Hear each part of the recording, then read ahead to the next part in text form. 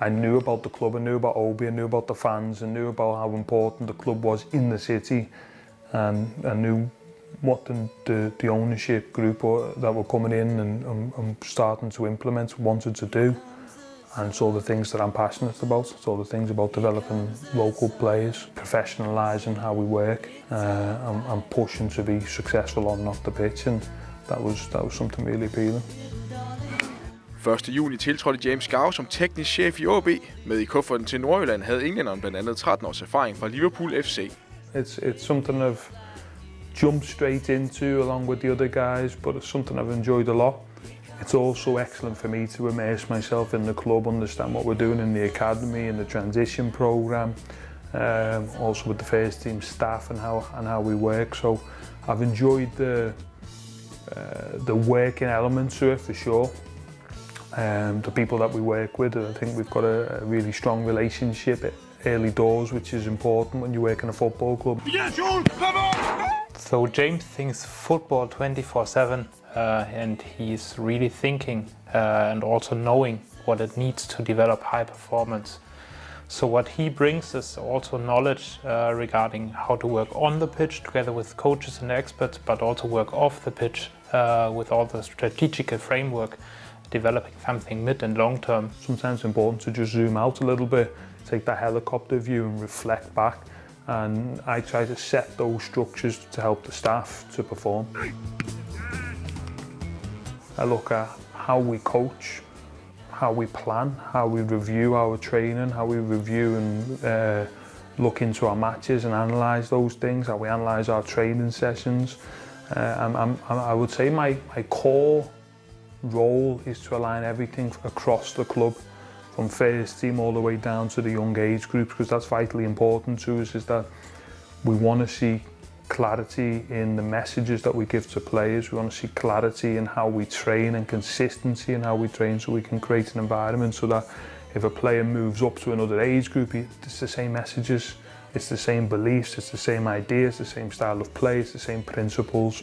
So I spend a lot of time reviewing training, I spend a lot of time meeting with the coaches, and I also spend a lot of time putting structures in place. I think structure and processes are needed, even though it sounds boring sometimes, but it's definitely needed because developing talents in football is more about complexity. There are more and more coaches and experts involved also develop talents.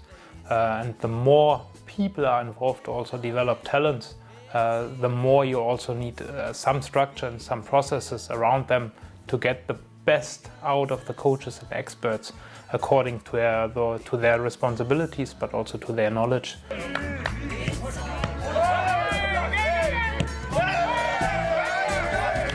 For James Gow er det vigtigste at se en udvikling i præstationerne over tid. I've only been here for a short space of time, but I think what's really clear is how we want to play football. Because we've made that more clear, we've been able to say, okay, this is how we're going to train, and this is the big things that are going to make us develop on the training pitch and can help us in the games. So that we bring alongside our desire to develop local talent and develop local players, and we bring that all together as a big staffing group and say, how are we going to do this, and how are we going to do this from the medical departments, because it's so important that they're involved in the coaching process, because they've got to make sure that we've got the players available to be on the training pitch, so they've got a real strong target, but they're doing an excellent job.